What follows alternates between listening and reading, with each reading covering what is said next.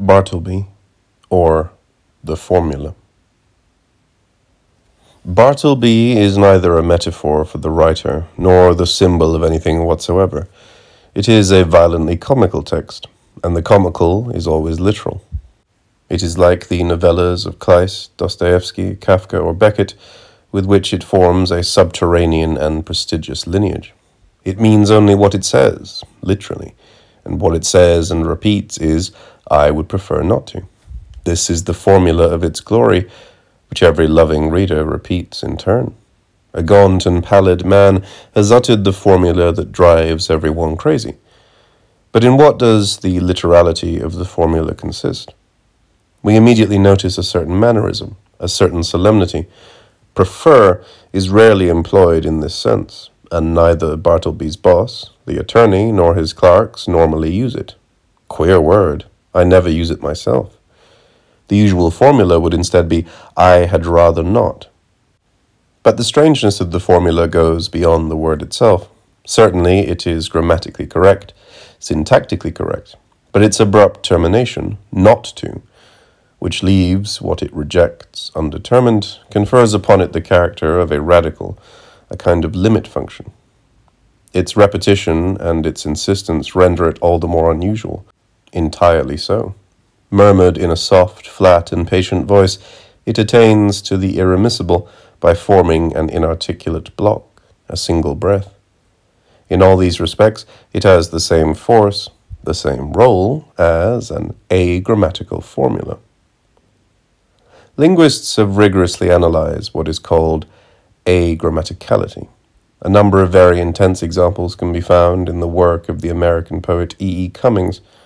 For instance, he danced his did, as if one said in French, il dansa son mit. He danced his began, instead of il se mit à danser. He began to dance. Nicolas Rouet explains that this presupposes a series of ordinary grammatical variables which would have an agrammatical formula as their limit. He danced his did would be a limit of the normal expressions. He did his dance. He danced his dance. He danced what he did. This would no longer be a portmanteau word like those found in Lewis Carroll, but a portmanteau construction, a breath construction, a limit or tensor. Perhaps it would be better to take an example from the French in a practical situation. Someone who wants to hang something on a wall and holds a certain number of nails in his hand exclaims, "J'en ai un de pas assez." I have one, not enough. This is an agrammatical formula that stands as the limit of a series of correct expressions. J'en ai de trop, je n'en ai pas assez, il m'en manque un. I have too many, I don't have enough, I am one short. Would not Bartleby's formula be of this type? At once a stereotypy of Bartleby's and a highly poetic expression of Melville's, the limit of a series such as, I would prefer this, I would prefer not to do that. That is not what I would prefer. Despite its quite normal construction, it has an anomalous ring to it. I would prefer not to. The formula has several variants. Sometimes it abandons the conditional and becomes more curt. I prefer not to. Sometimes, as in its final occurrences, it seems to lose its mystery by being completed by an infinitive and coupled with to. I prefer to give no answer. I would prefer not to be a little reasonable. I would prefer not to take a clerkship. I would prefer to be doing something else. But even in these cases, we sense the muted presence of the strange form that continues to haunt Bartleby's language. He himself adds, but I am not a particular case. There is nothing particular about me. I am not particular, in order to indicate that whatever else might be suggested to him would be yet another particularity falling under the ban of the great indeterminate formula, I prefer not to, which subsists once and for all, and in all cases. The formula occurs in 10 principal circumstances, and in each case it may appear several times, whether it is repeated verbatim or with minor variations. Bartleby is a copyist in the attorney's office. He copies ceaselessly, silently, palely, mechanically. The first instance takes place when the attorney tells him to proofread and collate the two clerks' copies. I would prefer not to. The second, when the attorney tells Bartleby to come and reread his own copies. The third, when the attorney invites Bartleby to reread with him personally, tete-a-tete. The fourth, when the attorney wants to send him on an errand. The fifth, when he asks him to go into the next room. The sixth, when the attorney enters his study one Sunday afternoon and discovers that Bartleby has been sleeping there. The seventh, when the attorney satisfies himself by asking questions. The eighth, when Bartleby has stopped copying, has renounced all copying, and the attorney asks him to leave. The ninth, when the attorney makes a second attempt to get rid of him. The 10th, when Bartleby is forced out of the office, sits on the banister of the landing while the panic-stricken attorney proposes other unexpected occupations to him: a clerkship in a dry goods store, bartender, bill collector, travelling companion to a young gentleman. The formula burgeons and proliferates. At each occurrence there is a stupor surrounding Bartleby, as if one had heard the unspeakable or the unstoppable, and there is Bartleby's silence, as if he had said everything and exhausted language at the same time. With each instance one has the impression that the madness is growing, not Bartleby's madness in particular, but the madness around him, notably that of the attorney, who launches into strange propositions and even stranger behaviours. Without a doubt, the formula is ravaging, devastating, and leaves nothing standing in its wake. Its contagious character is immediately evident. Bartleby ties the tongues of others. The queer words, I would prefer, steal their way into the language of the clerks and of the attorney himself. So you have got the word too. But this contamination is not the essential point. The essential point is its effect on Bartleby. From the moment he says, I would prefer not to collate, he is no longer able to copy either. And yet he will never say that he prefers not to copy. He has simply passed beyond this stage, and doubtless he does not realize this immediately, since he continues copying until after the sixth instance. But when he does notice it, it seems obvious, like the delayed reaction that was already implied in the first statement of the formula. Do you not see the reason for yourself? He says to the attorney.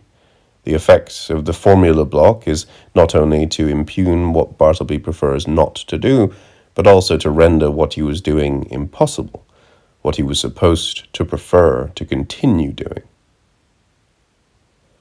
It has been noted that the formula, I prefer not to, is neither an affirmation nor a negation. Bartleby does not refuse, but neither does he accept. He advances and then withdraws into this advance, barely exposing himself in a nimble retreat from speech. The attorney would be relieved if Bartleby did not want to, but Bartleby does not refuse. He simply rejects a non-preferred, the proofreading, the errands. And he does not accept either. He does not affirm a preference that would consist in continuing to copy. He simply posits its impossibility. In short, the formula that successively refuses every other act has already engulfed the act of copying, which it no longer even needs to refuse. The formula is devastating because it eliminates the preferable just as mercilessly as any non-preferred. It not only abolishes the term it refers to, and that it rejects, but also abolishes the other term it seemed to preserve, and that becomes impossible. In fact, it renders them indistinct. It hollows out an ever-expanding zone of indiscernibility or indetermination between some non-preferred activities and a preferable activity. All particularity, all reference is abolished. The formula annihilates copying, the only reference in relation to which something might or might not be preferred. I would prefer nothing rather than something, not a will to nothingness, but the growth of a nothingness of the will. Bartleby has won the right to survive, that is, to remain immobile and upright before a blind wall. Pure, patient passivity, as Blanchot would say. Being as being, and nothing more. He is urged to say yes or no. But if he said no, to collating, running errands, or if he said yes to copying, he would quickly be defeated and judged useless, and would not survive. He can survive only by whirling in a suspense that keeps everyone at a distance. His means of survival is to prefer not to collate, but therefore also not to prefer copying. He had to refuse the former in order to render the latter impossible. The formula has two phases and continually recharges itself by passing again and again through the same states. This is why the attorney has the vertiginous impression each time that everything is starting over again from zero. The formula at first seems like the bad translation of a foreign language. But once we understand it better, once we hear it more clearly, its splendor refutes this hypothesis. Perhaps it is the formula that carves out a kind of foreign language within language. It has been suggested that E. Cummings' A grammaticalities can be considered as having issued from a dialect differing from standard English, and whose rules of creation can be abstracted. The same goes for Bartleby. The rule would lie in this logic of negative preference, a negativism beyond all negation. But if it is true that the masterpieces of literature always form a kind of foreign language within the language in which they are written, what wind of madness, what psychotic breath thereby passes into language as a whole? Psychosis characteristically brings into play a procedure that treats an ordinary language, a standard language, in a manner that makes it render an original and unknown language, which would perhaps be a projection of God's language, and would carry off language as a whole. Procedures of this type appear in France in Roussel and Brisset, and in America in Wolfson. Is this not the schizophrenic vocation of American literature? To make the English language, by means of driftings, deviations, detaxes or surtaxes, as opposed to the standard syntax, slip in this manner? To introduce a bit of psychosis into English neurosis? To invent a new universality? If need be, other languages will be summoned into English in order to make it echo this divine language of storm and thunder. Melville invents a foreign language that runs beneath English and carries it off. It is the outlandish or deterritorialized, the language of the whale. Whence the interests of studies of Moby Dick that are based on numbers and letters and their cryptic meaning, to set free at least a skeleton of the inhuman or superhuman originary language. It is as if three operations were linked together: a certain treatment of language, the result of this treatment, which tends to constitute an original language within language, and the effect, which is to sweep up language in its entirety, sending it into flight, pushing it to its very limit in order to discover its outside, silence or music. A great book is always the inverse of another book that could only be written in the soul, with silence and blood. This is the case not only with Moby Dick, but also with Pierre, in which Isabel affects language with an incomprehensible murmur, a kind of basso continuo, that carries the whole of language on the chords and tones of its guitar. And it is also the angelic or Adamic Billy Budd, who suffers from a stuttering that denatures language, but also gives rise to the musical and celestial beyond of language as a whole. It is like the persistent, horrible, twittering squeak that muddles the resonance of words, while the sister is getting the violin ready to respond to Gregor. Bartleby also has an angelic and Adamic nature, but his case seems different because he has no general procedure, such as stuttering, with which to treat language. He makes do with a seemingly normal brief formula, at best a localized tic that crops up in certain circumstances. And yet the result and the effect are the same: to carve out a kind of foreign language within language, to make the whole confront silence, make it topple into silence. Bartleby announces the long silence, broken only by the music of poems, into which Melville will enter, and from which, except for Billy Budd, he will never emerge. Bartleby himself had no other escape than to remain silent and withdraw behind his partition every time he uttered the formula, all the way up until his final silence in prison. After the formula, there is nothing left to say. It functions as a procedure, overcoming its appearance of particularity. The attorney himself concocts a theory explaining how Bartleby's formula ravages language as a whole. All language, he suggests, has references or assumptions. These are not exactly what language designates, but what permit it to designate. A word always presupposes other words that can replace it, complete it, or form alternatives with it. It is on this condition that language is distributed in such a way as to designate things, states of things and actions, according to a set of objective, explicit conventions. But perhaps there are also other implicit and subjective conventions, other types of reference or presupposition. In speaking, I do not simply indicate things and actions, I also commit acts that assure a relation with the interlocutor, in keeping with our respective situations. I command, I interrogate, I promise, I ask, I emit speech acts. Speech acts are self-referential. I command by saying, I order you, while constitutive propositions refer to other things and other words.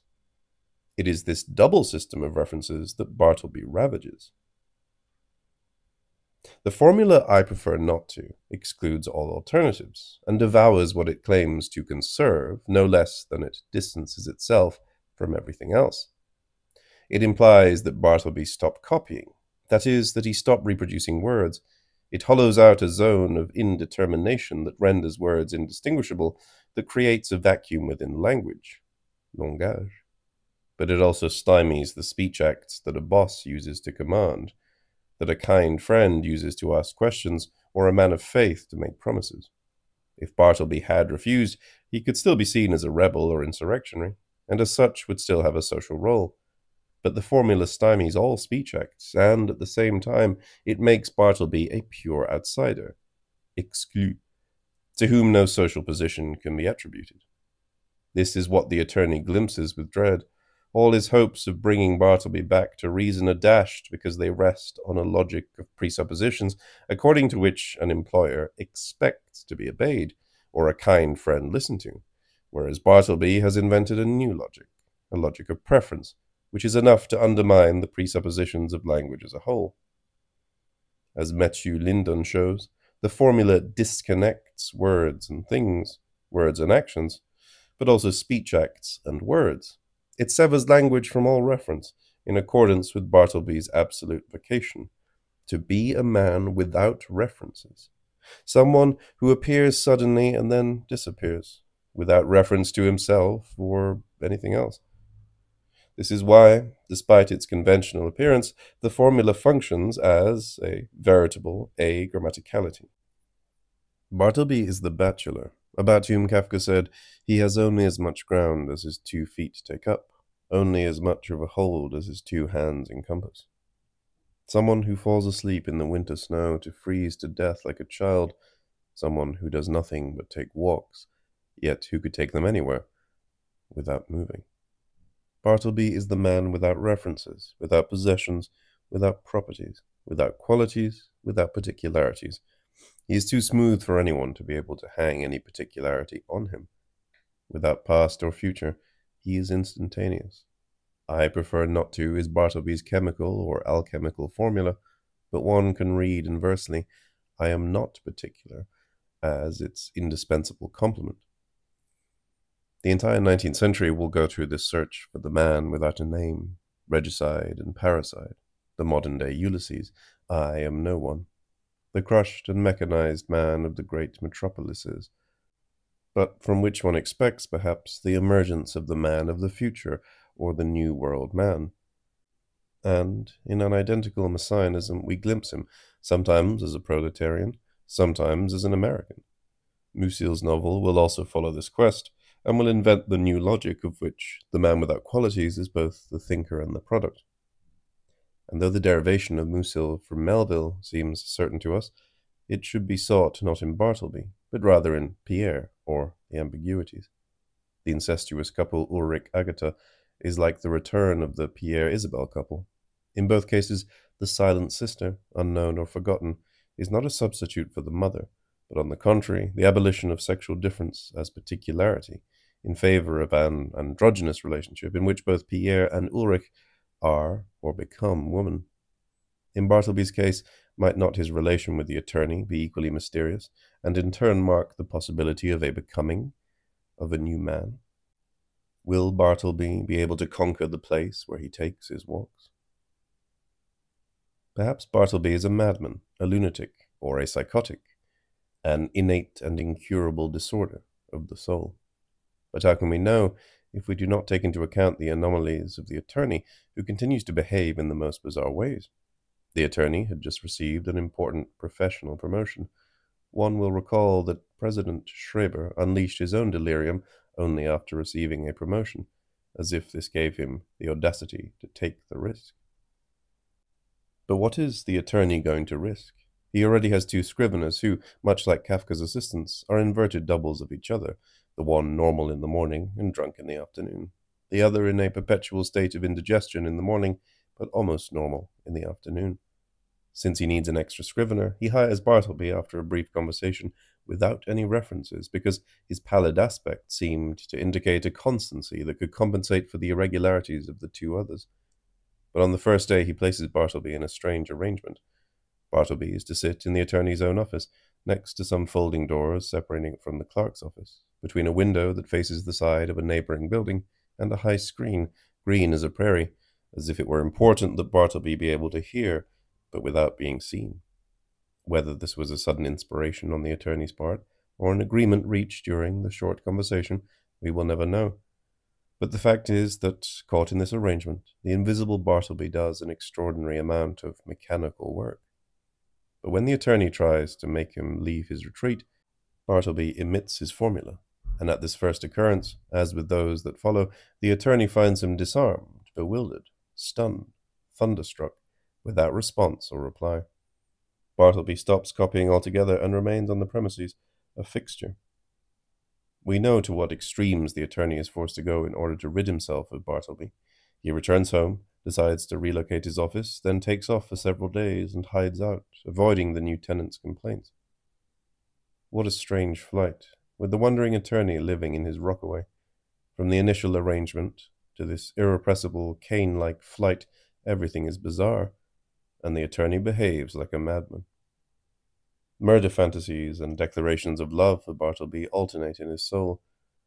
What happened? Is it a case of shared madness? Here, again, another relationship between doubles? A nearly acknowledged homosexual relation? Yes, Bartleby, I never feel so private as when I know you are here. I penetrate to the predestined purpose of my life. One might imagine that hiring Bartleby was a kind of pact, as if the attorney, following his promotion, had decided to make this person, without objective references, a man of confidence, un homme de confiance, who would owe everything to him. He wants to make him his man. The pact consists of the following. Bartleby will sit near his master and copy, listening to him, but without being seen, like a night bird who cannot stand to be looked at. So there is no doubt that once the attorney wants to draw, without even doing it on purpose, Bartleby from behind his screen to correct the copies with the others, he breaks the pact. This is why Bartleby, once he prefers not to correct, is already unable to copy. Bartleby will expose himself to view even more than he is asked to, planted in the middle of the office, but he will no longer do any copying. The attorney has an obscure feeling about it, since he assumes that if Bartleby refuses to copy, it is because his vision is impaired, and in effect, exposed to view, Bartleby, for his part, no longer sees, no longer looks. He has acquired what was, in a certain fashion, already innate in him, the legendary infirmity, one-eyed and one-armed, which makes him an autochthon, someone who is born to and stays in a particular place, while the attorney necessarily fills the function of the traitor condemned to flight. Whenever the attorney invokes philanthropy, charity, or friendship, his protestations are shot through with an obscure guilt. In fact, it is the attorney who broke the arrangement he himself had organized, and from the debris Bartleby pulls a trait of expression, I prefer not to, which will proliferate around him and contaminate the others, sending the attorney fleeing. But it will also send language itself into flight. It will open up a zone of indetermination or indiscernibility in which neither words nor characters can be distinguished. The fleeing attorney and the immobile, petrified Bartleby. The attorney starts to vagabond while Bartleby remains tranquil, but it is precisely because he remains tranquil and immobile that Bartleby is treated like a vagabond. Is there a relation of identification between the attorney and Bartleby? But what is this relation? In what direction does it move? Most often, an identification seems to bring into play three elements: which are able to interchange or permutate, a form, image, or representation, a portrait, a model, a subject, or at least a virtual subject, and the subject's efforts to assume a form, to appropriate the image, to adapt itself to this image, and the image to itself. It is a complex operation that passes through all of the adventures of resemblance, and that always risks falling into neurosis, or turning into narcissism. A mimetic rivalry, as it is sometimes called, it mobilizes a paternal function in general, an image of the father par excellence, and the subject is a son, even if the determinations are interchangeable. The Bildungsroman, Roman de Formation, or one could just as easily say the reference novel, Roman de Référence, provides numerous examples. Certainly, many of Melville's novels begin with images or portraits and seem to tell the story of an upbringing under a paternal function. Redburn, for instance. Pierre, or The Ambiguities, begins with an image of the father, with a statue and a painting. Even Moby Dick begins by amassing information at the beginning in order to give the whale a form and sketch out its image, right down to the dark painting hanging in the inn. Bartleby is no exception to the rule. The two Clarks are like paper images, symmetrical opposites. And the attorney fills the paternal function so well that one can hardly believe the story is taking place in New York. Everything starts off as in an English novel, in Dickens's London, but in each case something strange happens, something that blurs the image, marks it with an essential uncertainty, keeps the form from taking, but also undoes the subject, sets it adrift, and abolishes any paternal function. It is only here that things begin to get interesting. The statue of the father gives way to his much more ambiguous portrait, and then to yet another portrait that could be of anybody or nobody. All reference are lost, and the formation of man gives way to a new, unknown element, to a mystery of a formless non-human life. A squid. Everything began à l'anglaise, but continues à l'américain, following an irresistible line of flight. Ahab can say with good reason that he is fleeing from everywhere. The paternal function is dropped in favor of even more obscure and ambiguous forces. The subject loses its texture in favor of an infinitely proliferating patchwork. The American patchwork becomes the law of Melville's oeuvre, devoid of a center, of an upside down or right side up. It is as if the traits of expression escaped form, like the abstract lines of an unknown writing, or the furrows that twist from Ahab's brow to that of the whale, or the horrible contortions of the flapping lanyards that pass through the fixed rigging and can easily drag a sailor into the sea, a subject into death. In Pierre, or The Ambiguities, the disquieting smile of the unknown young man in the painting, who so resembles the father's, functions as a trait of expression that emancipates itself, and is just as capable of undoing resemblance as it is of making the subject vacillate. I prefer not to is also a trait of expression that contaminates everything, escaping linguistic form and stripping the father of his exemplary speech, just as it strips the son of his ability to reproduce or copy. It is still a process of identification, but rather than following the adventures of the neurotic, it has now become psychotic. A little bit of schizophrenia escapes the neurosis of the old world. We can bring together three distinctive characteristics. In the first place, the formless trait of expression is opposed to the image or to the expressed form. In the second place, there is no longer a subject that tries to conform to the image, and either succeeds or fails. Rather, a zone of indistinction, or indiscernibility, or of ambiguity seems to be established between two terms, as if they had reached the point immediately preceding their respective differentiation. Not a similitude, but a slippage, an extreme proximity, an absolute contiguity, not a natural filiation, but an unnatural alliance. It is a Hyperborean Arctic zone. It is no longer a question of mimesis, but of becoming. Ahab does not imitate the whale. He becomes Moby Dick. He enters into the zone of proximity, zone de voisinage, where he can no longer be distinguished from Moby Dick, and strikes himself in striking the whale. Moby Dick is the wall shoved near with which he emerges. Redburn renounces the image of the father in favor of the ambiguous traits of the mysterious brother. Pierre does not imitate his father, but reaches the zone of proximity where he can no longer be distinguished from his half-sister Isabel, and becomes woman, while neurosis flounders in the nets of maternal incest in order to identify more closely with the father. Psychosis liberates incest with the sister as a becoming, a free identification of man and woman. In the same way, Kleist emits atypical, almost animal traits of expression, stutterings, grindings, grimaces, that feed his passionate conversation with his sister. This is because, in the third place, psychosis pursues its dream of establishing a function of universal fraternity that no longer passes through the father, but is built on the ruins of the paternal function, a function that presupposes the dissolution of all images of the father, following an autonomous line of alliance or proximity that makes the woman a sister and the other man a brother, like the terrible monkey rope uniting Ishmael and Queequeg as a married couple.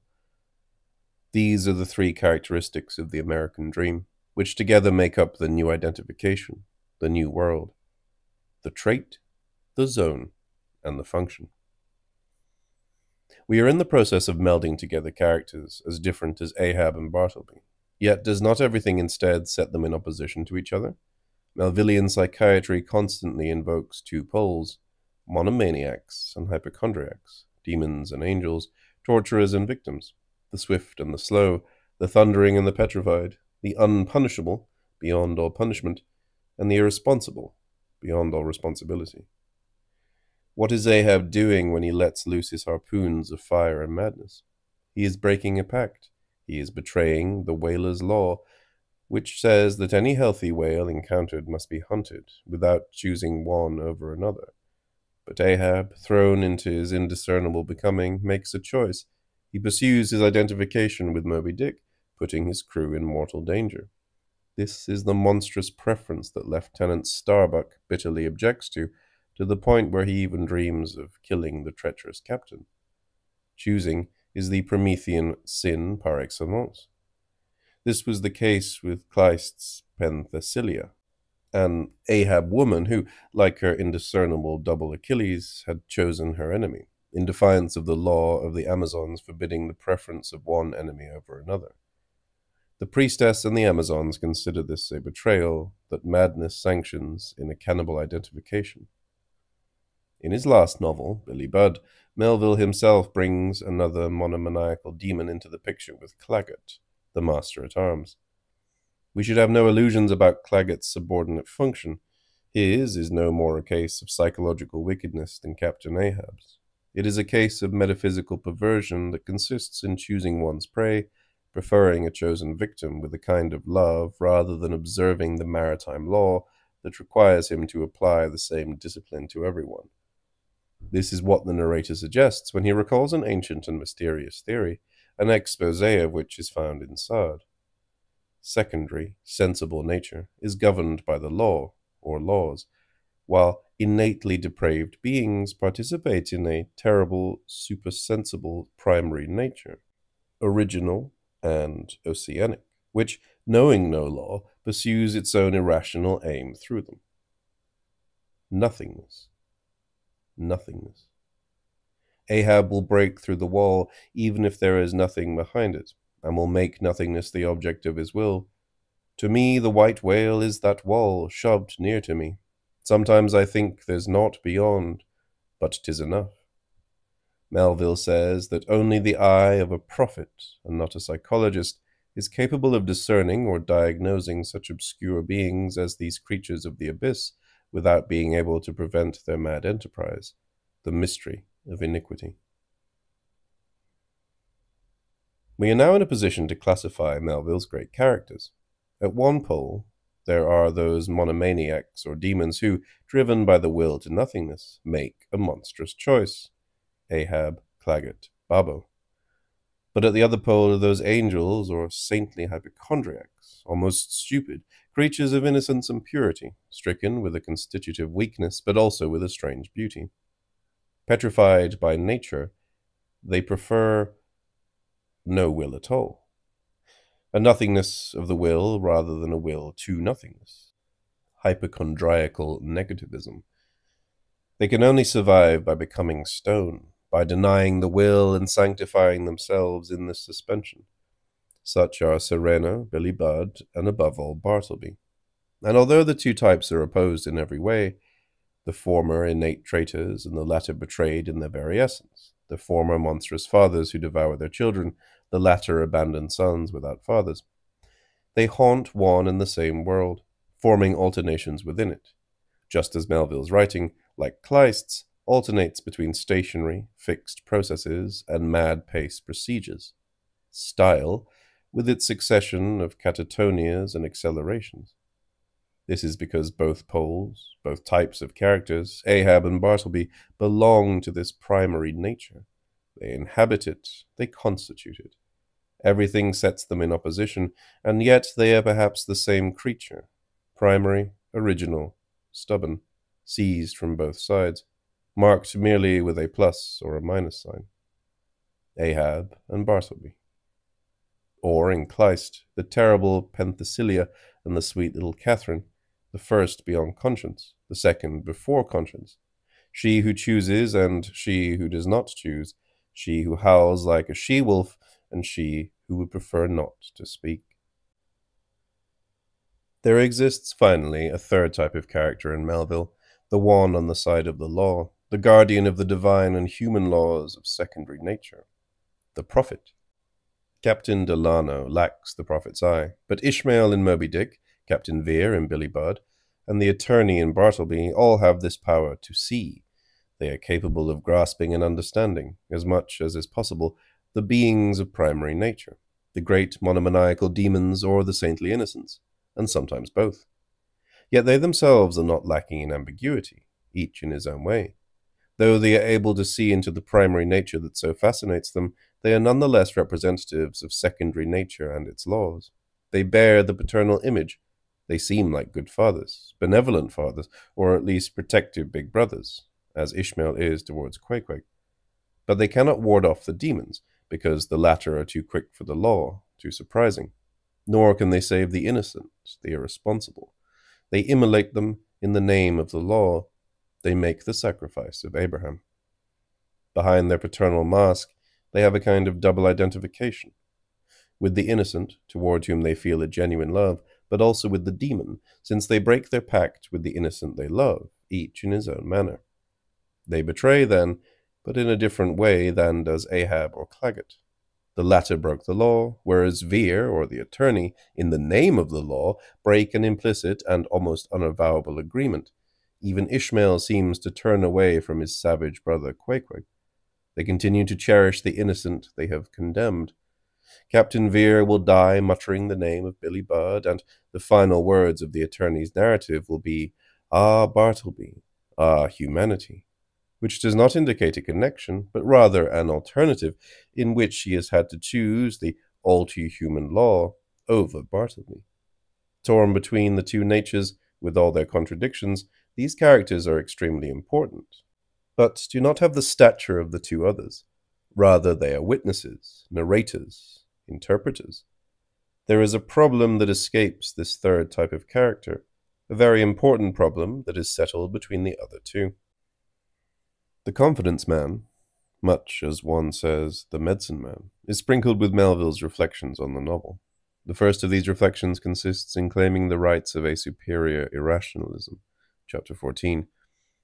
Why should the novelist believe he is obligated to explain the behavior of his characters and to supply them with reasons, whereas life, for its part, never explains anything and leaves in its creatures so many indeterminate, obscure, indiscernible zones that defy any attempt at clarification?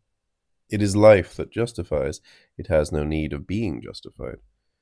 The English novel, and even more so the French novel, feels the need to rationalize, even if only in the final pages. And psychology is no doubt the last form of rationalism. The Western reader awaits the final word. In this regard, psychoanalysis has revived the claims of reason.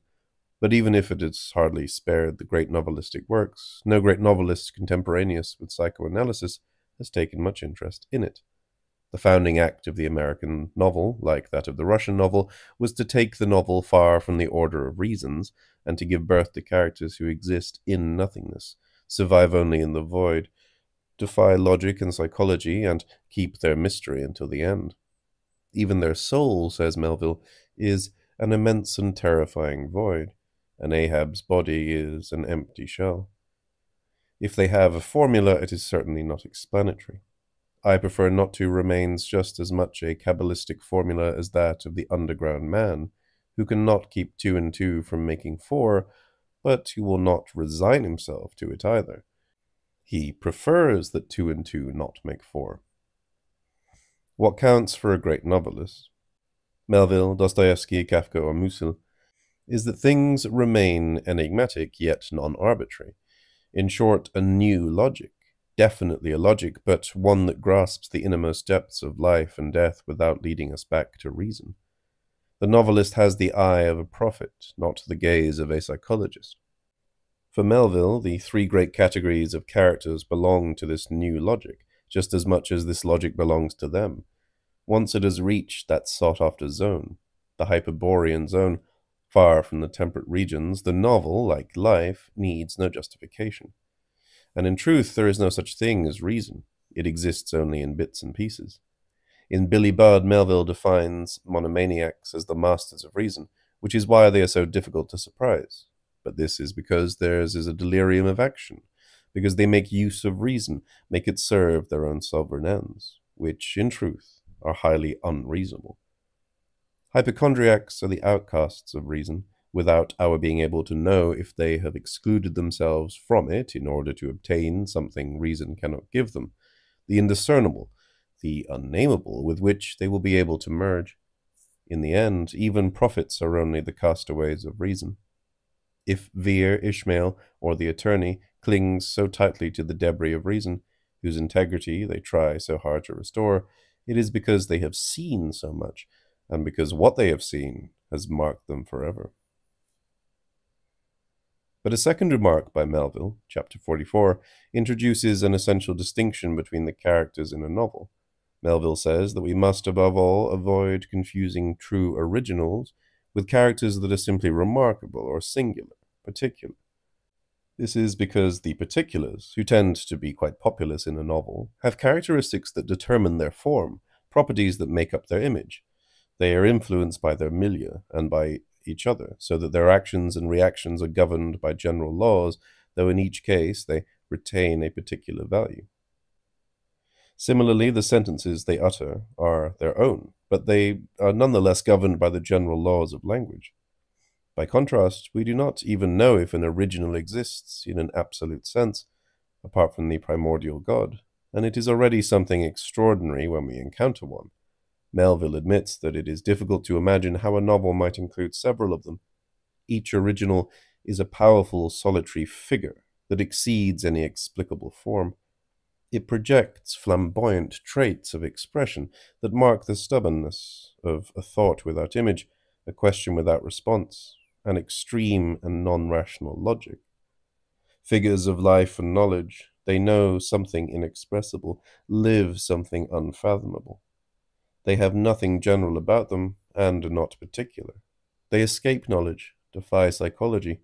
Even the words they utter surpass the general laws of language, presuppositions, as well as the simple particularities of speech, since they are like the vestiges or projections of a unique, original language, langue, and bring all of language, langage, to the limit of silence and music. There is nothing particular or general about Bartleby. He is an original. Originals are beings of primary nature, but they are inseparable from the world or from secondary nature, where they exert their effect. They reveal its emptiness, the imperfection of its laws, the mediocrity of particular creatures. The world as masquerade. This is what Musil, for his part, will call parallel action. The role of prophets, who are not originals, is to be the only ones who can recognize the wake that originals leave in the world, and the unspeakable confusion and trouble they cause in it. The original, says Melville, is not subject to the influence of his milieu. On the contrary, he throws a livid white light on his surroundings, much like the light that accompanies the beginning of things in Genesis. Originals are sometimes the immobile source of this light, like the 4 topmen high up on the mast, Billy Budd, the Bound, hanged man who ascends with the glimmering of the dawn, or Bartleby standing in the attorney's office. And sometimes its dazzling passage, a movement too rapid for the ordinary eye to follow, the lightning of Ahab or Claggett. These are the two great original figures that one finds throughout Melville, the panoramic shot and the tracking shot, stationary process and infinite speed. And even though these are the two elements of music, though stops give rhythm to movement and lightning springs from immobility, is it not this contradiction that separates the originals, their two types? What does Jean-Luc Godard mean when, in the name of cinema, he asserts that between a tracking shot and a panoramic shot there lies a moral problem? Perhaps it is this difference that explains why a great novel cannot, it seems, include more than a single original. Mediocre novels have never been able to create the slightest original character. But how could even the greatest novel create more than one at a time? Ahab or Bartleby? It is like the great figures of the painter Francis Bacon, who admits that he has not yet found a way of bringing together two figures in a single painting. And yet Melville will find a way. If he finally broke his silence in the end to write Billy Budd, it is because this last novel, under the penetrating eye of Captain Vere, brings together two originals, the demonic and the petrified. The problem was not to link them together through the plot, an easy and inconsequential thing to do, since it would be enough for one to be the victim of the other, but to make them work together in the picture. If Benito Cereno was already an attempt in this direction, it was a flawed one, under the myopic and blurred gaze of Delano. What then is the biggest problem haunting Melville's oeuvre? To recover the already sensed identity? No doubt it lies in reconciling the two originals, but thereby also in reconciling the original with secondary humanity, the inhuman with the human. Now, what Captain Vere and the attorney demonstrate is that there are no good fathers. There are only monstrous, devouring fathers and petrified, fatherless sons. If humanity can be saved and the originals reconciled, it will only be through the dissolution or decomposition of the paternal function.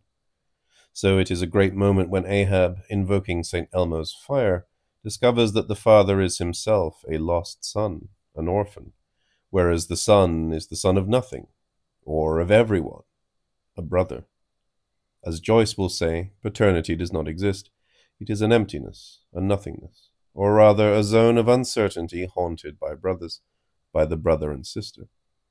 The mask of the charitable father must fall in order for primary nature to be appeased, and for Ahab and Claggett to recognize Bartleby and Billy Budd, releasing through the violence of the former and the stupor of the latter the fruit with which they were laden. The fraternal relation, pure and simple. Melville will never cease to elaborate on the radical opposition between fraternity and Christian charity, or paternal philanthropy. To liberate man from the father function, to give birth to the new man or the man without particularities, to reunite the original and humanity by constituting a society of brothers as a new universality. In the society of brothers, alliance replaces filiation, and the blood pact replaces consanguinity. Man is indeed the blood brother of his fellow man, and woman his blood sister. According to Melville, this is the community of celibates, drawing its members into an unlimited becoming. A brother, a sister, all the more true for no longer being his or hers, since all property, all proprietorship has disappeared. A burning passion deeper than love, since it no longer has either substance or qualities, but traces a zone of indiscernibility in which it passes through all intensities, in every direction, extending all the way to the homosexual relation between brothers, and passing through the incestuous relation between brother and sister. This is the most mysterious relation, the one in which Pierre and Isabel are swept up, the one that draws Heathcliff and Catherine along in Wuthering Heights, each one becoming Ahab and Moby Dick by turns. Whatever our souls are made of, his and mine are the same. My love for Heathcliff resembles the eternal rocks beneath, a source of little visible delight, but necessary. I am Heathcliff, but he's always, always in my mind, not as a pleasure any more than I am always a pleasure to myself, but as my own being. How can this community be realized? How can the biggest problem be resolved? But is it not already resolved by itself precisely because it is not a personal problem, but a historical, geographic, or political one? It is not an individual or particular affair, but a collective one, the affair of a people, or rather of all peoples. It is not an Oedipal phantasm, but a political program. Melville's bachelor, Bartleby, like Kafka's, must find the place where he can take his walks. America. The American is one who is freed from the English paternal function, the son of a crumbled father, the son of all nations. Even before their independence, Americans were thinking about the combination of states, the state form most compatible with their vocation. But their vocation was not to reconstitute an old state secret, a nation, a family, a heritage, or a father. It was, above all, to constitute a universe, a society of brothers, a federation of men's and goods, a community of anarchist individuals inspired by Jefferson, by Thoreau, by Melville. Such is the declaration in Moby Dick, chapter 26. If man is the brother of his fellow man, if he is worthy of trust or confidence, it is not because he belongs to a nation, or because he is a proprietor or shareholder, but only insofar as he is man, when he has lost those characteristics that constitute his violence, his idiocy, his villainy, when he has no consciousness of himself apart from the proprieties of a democratic dignity that considers all particularities as so many ignominious stains that arouse anguish or pity. America is the potential of the man without particularities, the original man. Already in Redburn, quote, "You cannot spill a drop of American blood without spilling the blood of the whole world, be he Englishman, Frenchman, German, Dane, or Scot. The European who scoffs at an American calls his own brother Raka, and stands in danger of the judgment. We are not a narrow tribe of men with a bigoted Hebrew nationality, whose blood has been debased in the attempt to ennoble it by maintaining an exclusive succession among ourselves. We are not a nation so much as a world, for unless we may claim all the world for our sire, like Melchizedek, we are without father or mother. We are the heirs of all time, and with all nations we divide our inheritance." End quote. The picture of the 19th century proletarian looks like this: the advent of the communist man or the society of comrades. The future Soviet, being without property, family, or nation, has no other determination than that of being man, homo tantum. But this is also the picture of the American, executed by other means, and the traits of the former often intermingle with or are superimposed over those of the latter. America sought to create a revolution whose strength would lie in a universal immigration, emigres of the world, just as Bolshevik Russia would seek to make a revolution whose strength would lie in a universal proletarization. Proletarians of the world, the two forms of the class struggle. So that the messianism of the 19th century has two heads, and is expressed no less in American pragmatism than in the ultimately Russian form of socialism. Pragmatism is misunderstood when it is seen as a summary philosophical theory fabricated by Americans. On the other hand, we understand the novelty of American thought when we see pragmatism as an attempt to transform the world, to think a new world or new man insofar as they create themselves. Western philosophy was the skull or the paternal spirit that realized itself in the world as totality, and in a knowing subject as proprietor. Is it against Western philosophy that Melville directs his insult, metaphysical villain? A contemporary of American transcendentalism, Emerson, Thoreau, Melville is already sketching out the traits of the pragmatism that will be its continuation.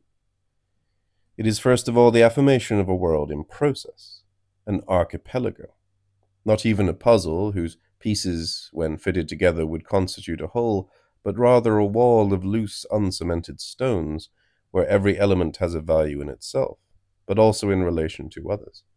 Isolated and floating relations, islands and straits, immobile points and sinuous lines. For truth always has jagged edges. Not a skull, but the vertebral column, a spinal cord, Not a uniform piece of clothing, but a harlequin's coat, even white on white, an infinite patchwork with multiple joinings, like the jacket of Redburn, White's jacket, or the great cosmopolitan. The American invention par excellence, for the Americans invented patchwork, just as the Swiss are said to have invented the cuckoo clock. But to reach this point, it was also necessary for the knowing subject, the sole proprietor, to give way to a community of explorers, the brothers of the archipelago, who replaced knowledge with belief, or rather with confidence. Not belief in another world, but confidence in this one, and in man as much as in God. I am going to attempt the ascent of Ofo with hope, not with faith. I will follow my own path. Pragmatism is this double principle of archipelago and hope. And what must the community of men consist of in order for truth to be possible? Truth and trust.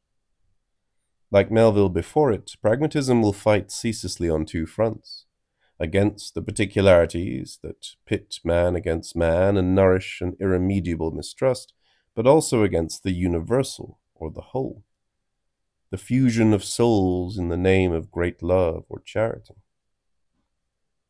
Yet what remains of souls once they are no longer attached to particularities? What keeps them from melting into a whole?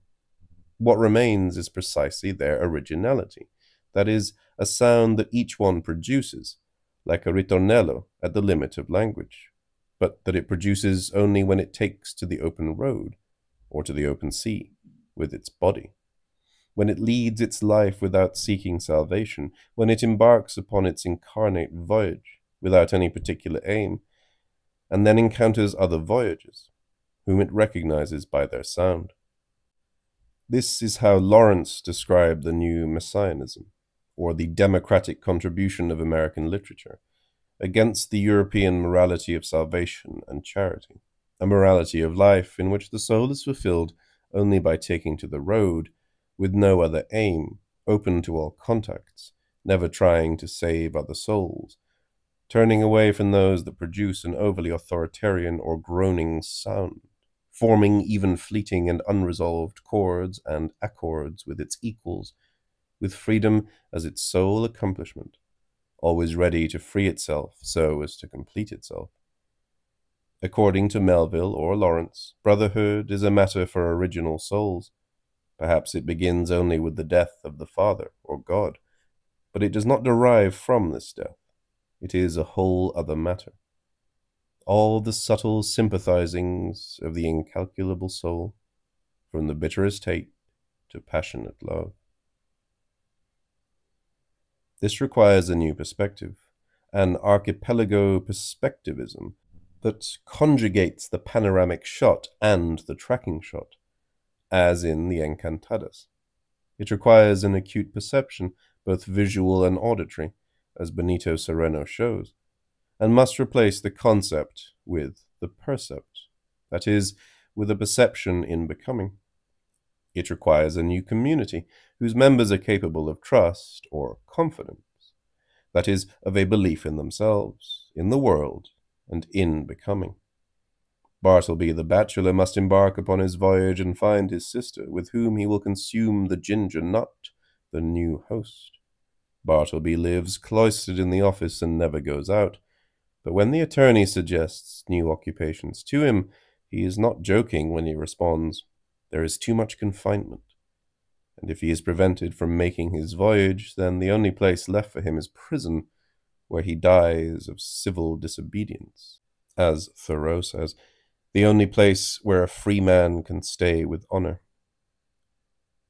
William and Henry James are indeed brothers, and Daisy Miller, the new American maiden, asks for nothing more than a little confidence, and allows herself to die because even this meager request remains unfulfilled. And what was Bartleby asking for if not a little confidence from the attorney, who instead responds to him with charity and philanthropy, all the masks of the paternal function? The attorney's only excuse is that he draws back from the becoming into which Bartleby, through his lonely existence, threatens to drag him. Rumors are already spreading. The hero of pragmatism is not the successful businessman. It is Bartleby, and it is Daisy Miller. It is Pierre and Isabel, the brother and sister. The dangers of a society without fathers have often been pointed out, but the only real danger is the return of the father. In this respect, it is difficult to separate the failure of the two revolutions, the American and the Soviet, the pragmatic and the dialectical. Universal emigration was no more successful than universal proletarization. The Civil War already sounded the knell, as with the liquidation of the Soviets later on. The birth of a nation, the restoration of the nation-state, and the monstrous fathers come galloping back in, while the sons without fathers start dying off again. Paper images. This is the fate of the American as well as the proletarian. But just as many Bolsheviks could hear the diabolical powers knocking at the door in 1917, the pragmatists, like Melville before them, could see the masquerade that the Society of Brothers would lead to. Long before Lawrence, Melville, and Thoreau were diagnosing the American evil, the new cement that would rebuild the wall, paternal authority and filthy charity. Bartleby therefore lets himself die in prison. In the beginning, it was Benjamin Franklin, the hypocritical lightning rod merchant, who instituted the magnetic American prison. The city ship reconstitutes the most oppressive law, and brotherhood exists among the top men only when they remain immobile, high up on the masts.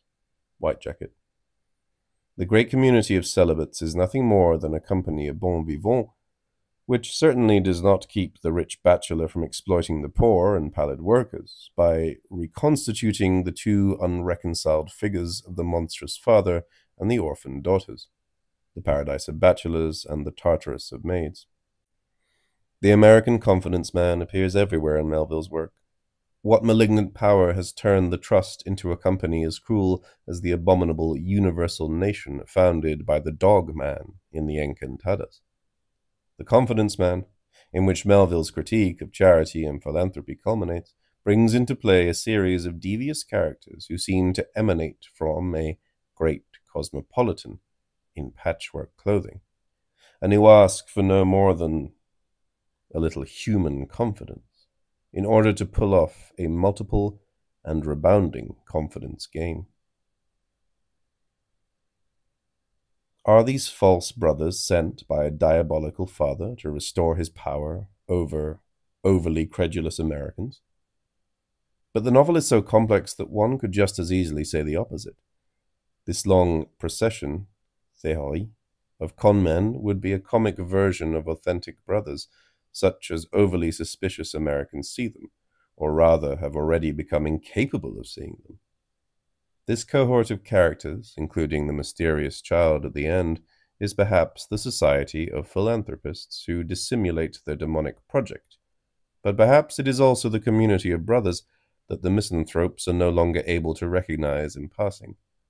For even in the midst of its failure, the American Revolution continues to send out its fragments, always making something take flight on the horizon, even sending itself to the moon, always trying to break through the wall, to take up the experiment once again, to find a brotherhood in this enterprise, a sister in this becoming, a music in its stuttering language, a pure sound and unknown chords in language itself. What Kafka would say about small nations is what Melville had already said about the great American nation. It must become a patchwork of all small nations. What Kafka would say about minor literatures is what Melville had already said about the American literature of his time. Because there are so few authors in America, and because its people are so indifferent, the writer is not in a position to succeed as a recognized master. Even in his failure, the writer remains all the more the bearer of a collective enunciation, which no longer forms part of a literary history and preserves the rights of a people to come, or of a human becoming. A schizophrenic vocation.